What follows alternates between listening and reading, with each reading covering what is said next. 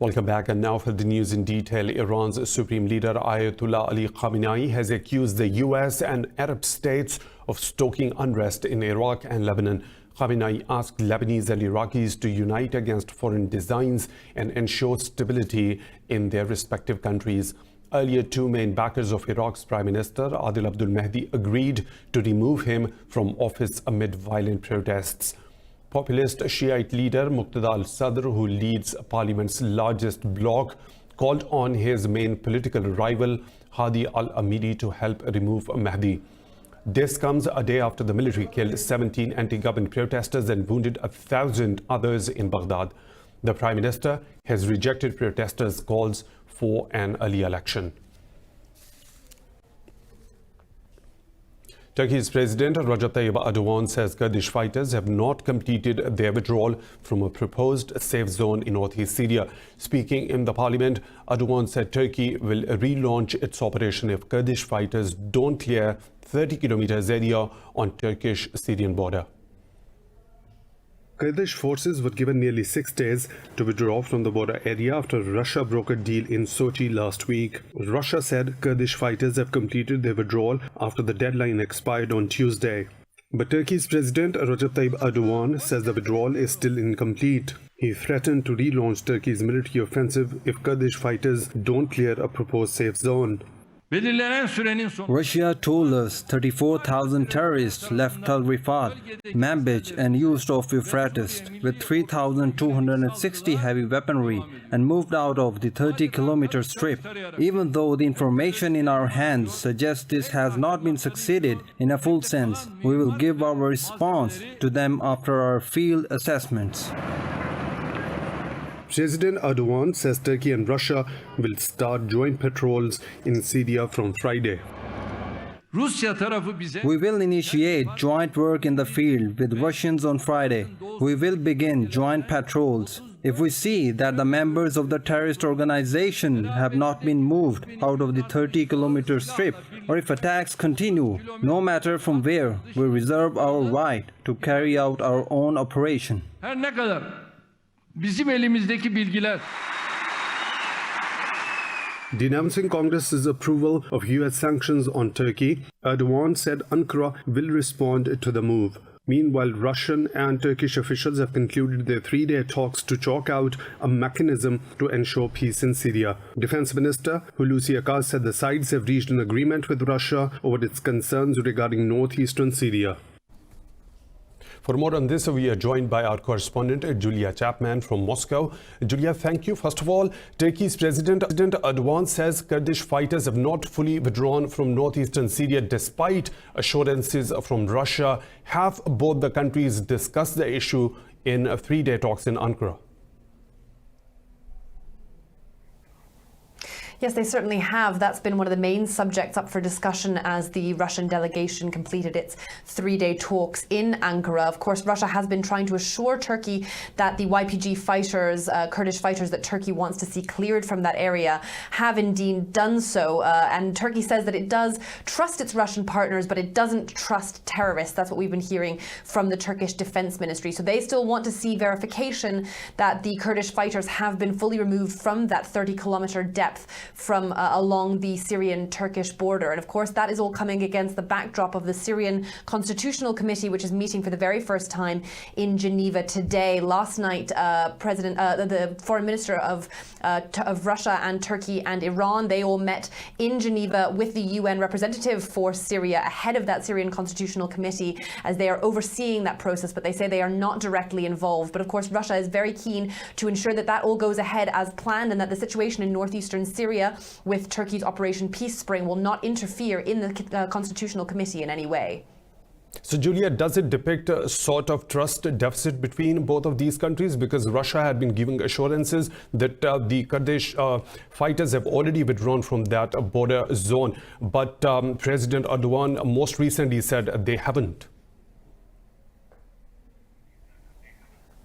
That's right. He has been casting doubt on that. And the relationship between Russia and Turkey is indeed an interesting one because, of course, they are indeed supporting the opposite sides of the conflict in Syria. Russia, since 2015, when it intervened in the conflict, has been backing the government of President Bashar al-Assad. And Turkey, of course, has been supporting rebel groups in Syria. But Russia and Turkey have found a way to work together over the last few years and have come to compromises on many occasions. They've been working together with Iran under the Astana format, which has made significant progress on trying to draw up peace in Syria, and the Syrian Constitutional Committee that's meeting in Geneva today is one of the results of that. It's something that President Putin of Russia sees as his own brainchild, and it couldn't have been done without his Turkish and Iranian partners. So Russia is really trying to convince Turkey to take it at its word. It says that its operation has been completed successfully in northeastern Syria, what with that agreement being signed between Presidents Putin and Erdogan in Sochi last week.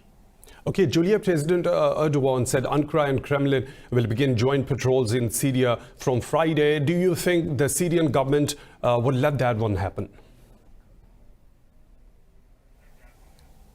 Well, Russia, of course, does nothing without permission of the Syrian government in that country, and so it's certainly something that they've been consulted on. And Russia is really trying to use its position with Turkey to ensure Syria's interests in the region. Of course, the operation in northeastern Syria that has been carried out by Turkey over the last few weeks has provided an opportunity to both the Kremlin and the government in Damascus, because it has offered them a chance to take back territory in northeastern Syria that the government has not been able to control for years, leaving Idlib as really the only remaining rebel-controlled part of Syria. So, of course, the Syrian government under Bashar al-Assad is very keen to ensure that that territory remains in their control in northeastern Syria, and that's something that the Kremlin is very much fighting to ensure as well, because they want to maintain the territorial integrity of Syria as they see it. There were certainly concerns from the Kremlin when Turkey decided to carry out Operation Peace Spring, but I think the agreement that was signed between the two countries last week has allayed some of those concerns. Thank you, Julia Chapman, our correspondent, updating us regarding the talks and the trust that is being built between Russia and Turkey regarding the joint patrols which are to be carried as President Erdogan pointed out on Friday. Moving on now, the US House of Representatives has voted overwhelmingly to impose sanctions on Turkey over its offensive in northern Syria. Ankara has strongly condemned the move, saying it contradicted a ceasefire agreement reached with the US on October the 17th. House members voted 403 to 16 in favor of the legislation. The curbs will hit Turkish institutions and officials. The bill will freeze the assets of senior Turkish military and political leaders and block future travel visas to the US. It prohibits arms transferred to Turkey if the weapons could be used in Syria. The bill also orders an investigation and report on Turkish President Recep Tayyip Erdogan's personal finances. Representatives of Manipur's Maharaja Lishimba Sanjoaba has announced their separation from India. Manipur State Council Chief Minister Yambin Biren and the Ministers of External Affairs and Defence formed a state council. In London, the leaders have formally launched the exiled government on behalf of Maharaja Sanjoaba. They called upon all members of the UN to recognize the exiled government of Manipur. The government will be based in central London. The officials said they sought asylum in the United Kingdom last month, adding that they fled persecution and repression by India. The chief minister said the Modi government believes in the annihilation of small nations and communities for Hindutva supremacy. Manipur is one of India's smallest states, with a population of around just 2.8 million people. It's one of the so-called Seven Sisters, which is a group of restive northeastern states. Indian occupation forces martyred another youth in occupied Kashmir's Islamabad district. The youth was martyred during a cordon and search operation in Bijbihara area of the district. The forces earlier martyred 3 Kashmiri youths in Pazalpura area of the valley's Islamabad district. 12 civilians have been martyred across the valley during such fake operations in the running month so far. India has imposed a clampdown since August the 5th, creating a humanitarian crisis, shortage of food and health facilities in the valley. The Indian civil society has held a demonstration in New Delhi to protest India's oppression and illegal annexation of occupied Kashmir. People from all walks of life, including academics, artists and students, participated in the protest organized at Jantar Mantar crossing. The speakers slammed New Delhi's unprecedented media and communications blackout in occupied Kashmir for over 2 months. They said there is an atmosphere of fear and uncertainty in the entire occupied valley. Meanwhile, at an event at Pakistan's US Embassy, students of Johns Hopkins School were briefed about the ongoing crisis in Kashmir. Students were told about the worsening humanitarian crisis in the disputed territory. Far-right European Parliament member Bernhard Zimniok has offered to mediate between Pakistan and India. The German politician is among the 23 MEPs currently visiting occupied Kashmir at the invitation of Indian government. Talking to reporters in Srinagar, Zimniok said it would be counterproductive for the EU to take sides on the Kashmir issue. The EU lawmakers were taken to Indian occupied Kashmir amid a complete lockdown yesterday. Indian occupation authorities did not allow Kashmiri journalists to attend a press conference held by the European politicians. Pakistan has briefed Cuba's Vice President Roberto Morales Odejo on India's unilateral and illegal actions of 5th of August. Foreign Minister Shah Mahmood Qureshi met a delegation led by Cuban dignitary in Islamabad. The two sides held delegation-level talks at the Ministry of Foreign Affairs. During the meeting, Qureshi highlighted the ongoing sufferings of the innocent Kashmiris under the Indian occupation. He encouraged Cuba to raise its voice against New Delhi's human rights violations in occupied Kashmir. After the meeting, Pakistan and Cuba signed the agreement on the exemption from visa requirement for diplomatic and official passport holders. The Chief Minister of Indian Punjab, Amrinder Singh, has confirmed his participation in the opening ceremony of the Kartarpur Corridor in Pakistan. Former Indian Prime Minister Manmohan Singh and 2 union ministers will also attend the event in Narwal district on November the 9th. Congress leader Navjot Singh Sidhu has also accepted Prime Minister Imran Khan's invitation to attend the ceremony. Sidhu said the establishment of Kartarpur Corridor is a sign of peace. India has communicated a list of 575 Sikh pilgrims who will attend the ceremony in Pakistan. The Kartarpur Corridor is Pakistan's initiative to facilitate Indian Sikhs wishing to perform pilgrimages to the deathbed of the religion's founder Guru Nanak. Pakistan's Prime Minister Imran Khan will formally inaugurate the Kartarpur Corridor 3 days before the anniversary. Meanwhile, Pakistan has issued a commemorative coin to mark the 555th birth anniversary of Guru Nanak. US Secretary of State Mike Pompeo has asked Lebanon's political leaders to form a new government more responsive to people's needs. In a statement, Pompeo said the Lebanese people have sent a clear message with their peaceful protests over the past 13 days. Meanwhile, Lebanese army urged the protesters to open blocked roads so life can return to normal after 13 days of demonstrations. The protesters celebrated in the streets when Prime Minister Saad Hariri resigned after 2 weeks of protests. Hariri says he wanted to give a positive shock by stepping down and put the country's dignity and safety first. More stories to follow right after a short break. Stay tuned with Indus.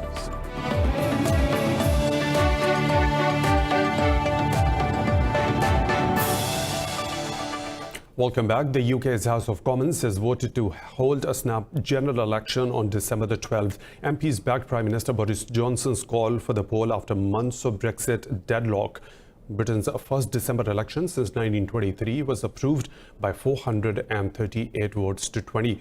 Leader of the opposition Labour Party, Jeremy Corbyn, has described the coming election as a once-in-a-generation chance to transform Britain. The bill is expected to become law later this week after approval by the House of Lords. For more on this, we are joined by our correspondent, Holly Hudson from London.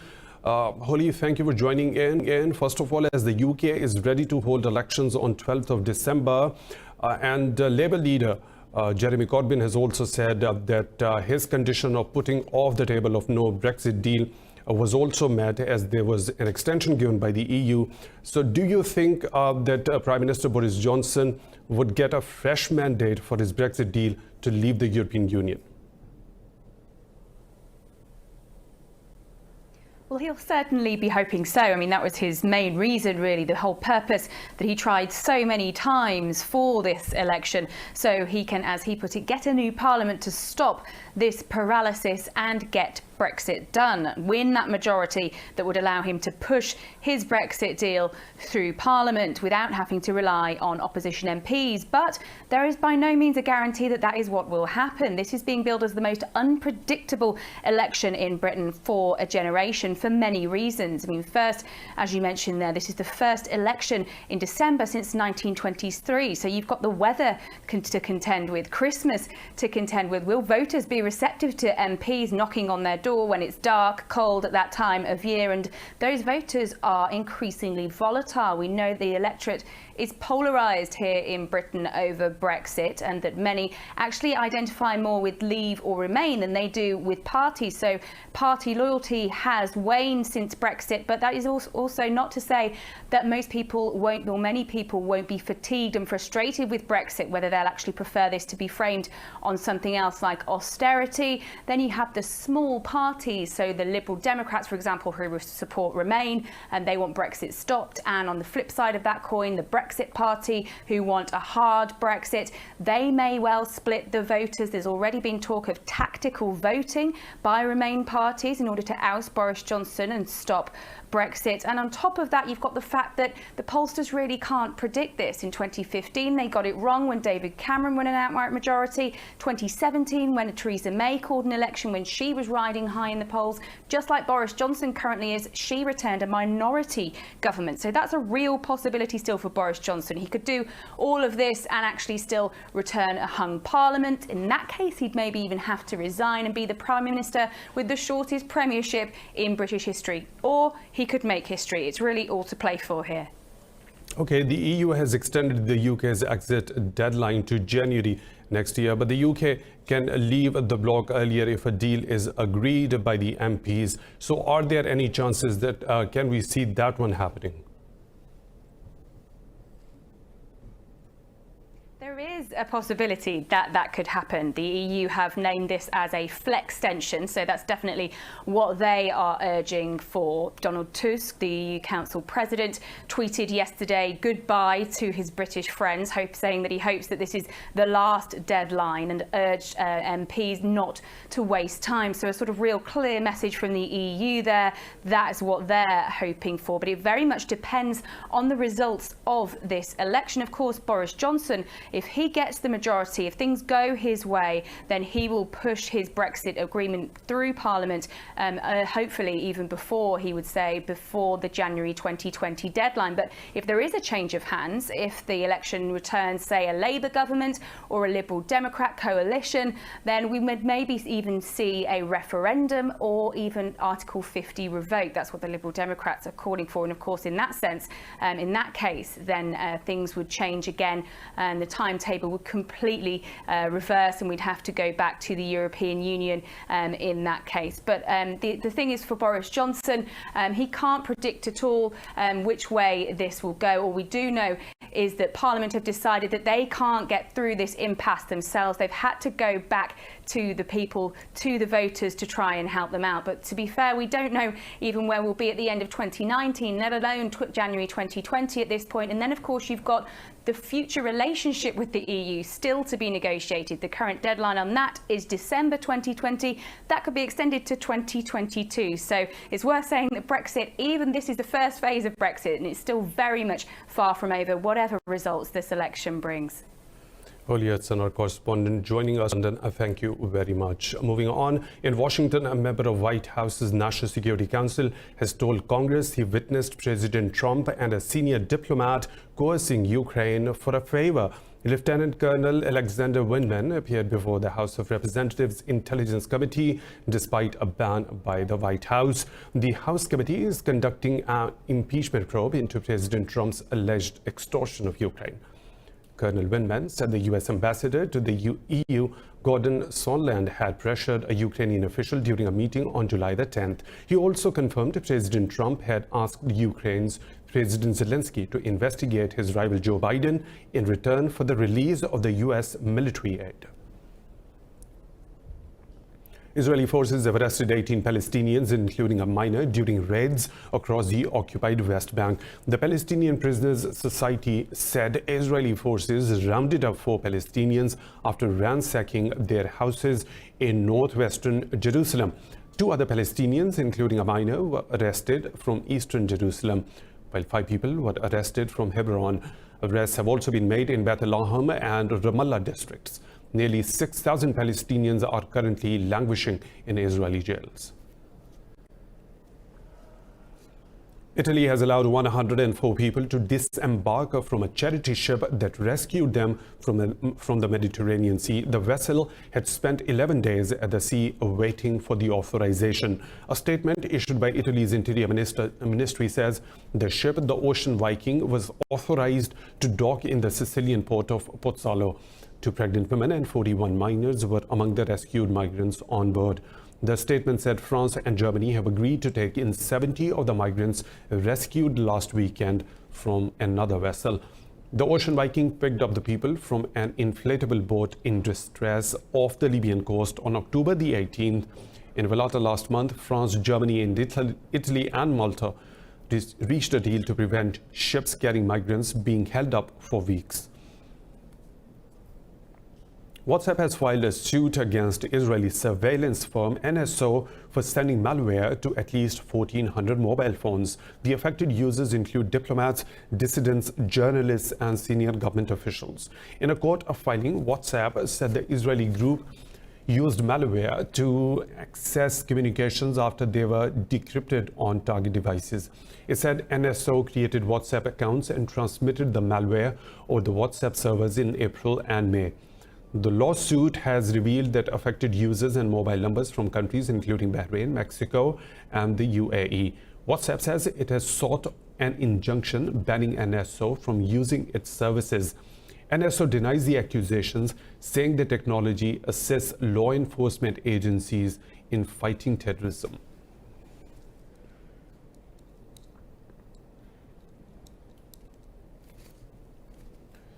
President Sebastián Pinera says Chile will not host the Asia-Pacific Economic Cooperation Summit and a climate change conference due to the ongoing political crisis. The trade summit was due to be held in November and the COP25 climate summit in December.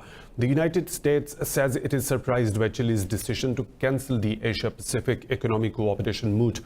A political crisis has gripped the country for the last 2 weeks after the government increased transport fares, forcing people onto the streets. At least 18 people have been killed since then. Earlier, President Pinera replaced 8 ministers in a bid to tackle the biggest political crisis since the country returned to democracy in 1990. Interior Minister Andres Chadwick and Finance Minister Philippe Lorraine were among those replaced. In Cameroon, at least 42 bodies have been recovered from a landslide in western Bafoussam. State television says 34 are still missing. A landslide caused by heavy rain destroyed a dozen homes in the area on Monday. Rescue teams are still trying to find survivors. The government has released $40,000 in aid to help the local community. In southwest China, a pet cafe in Chengdu has gone viral after the cafe owner introduced his 6 panda-like Dai dogs. But the cafe has drawn criticism for painting the dogs to make them stand out in the competitive pet cafe market. More in this report. Round, soft and fuzzy panda-like dogs are the star attractions of a recently opened cafe in the Chinese city of Chengdu. To make them stand out from the pack of pets in other pet cafes, the Cute Pet Games Cafe has dyed their 6 Chow Chow dogs in black and white to make them look like pandas. One day, I and my business partners suddenly had this idea after watching a movie. Then we put it into action. Currently, there are many dog cafes, cat cafes, raccoon cafes, alpaca cafes, duck cafes. We think they're not creative. We want something novel. Soon, a number of customers were seen petting the fluffy panda dogs. But some, including animal rights groups, were not impressed with the pet painting. Internet users have joined the howls of outrage at the cafe's treatment of the dogs. Lou says he's sure the dyes used on the canine coats are not harmful. We used imported dye. It causes zero harm to pets. You can see, we dyed the hair from the middle rather than from the bottom.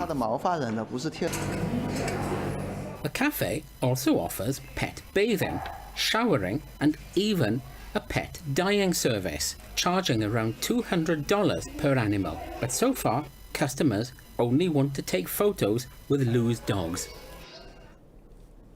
At the annual chocolate fashion show in Paris, models take to the runway, wearing delicious dresses made from chocolate. The show brings together 500 participants and chocolate from 20 countries. Watch this report for details.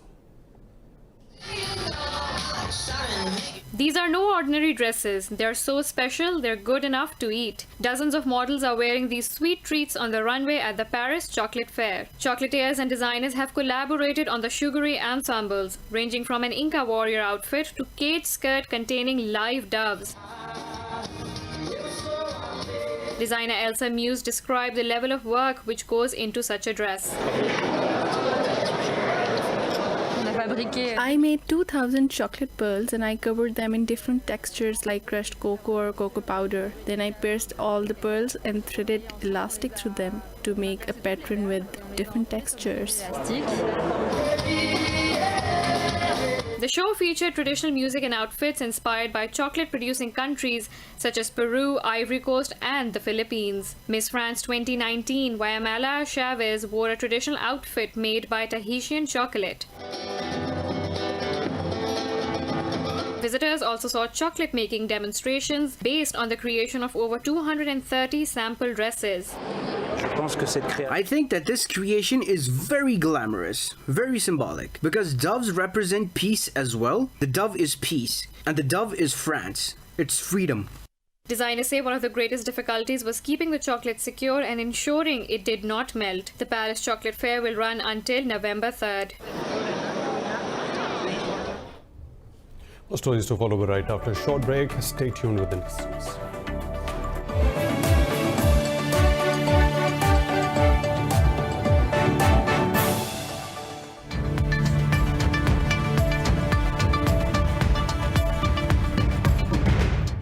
And now the business updates. The U.S. stock markets declined as investors await a Federal Reserve decision on key interest rates. Dow Jones Industrial Average traded marginally low. Nasdaq Composite and S&P 500 also dropped fractionally. Shares of tech heavyweights Apple and Facebook slipped marginally ahead of their quarterly reports.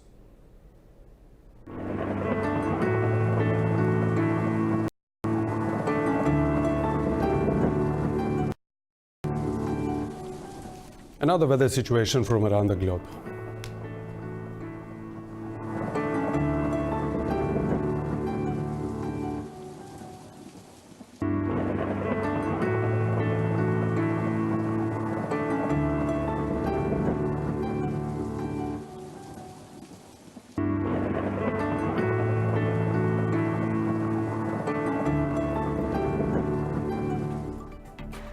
And that's all for now. For the latest updates, you may follow us on social media at Indus.News.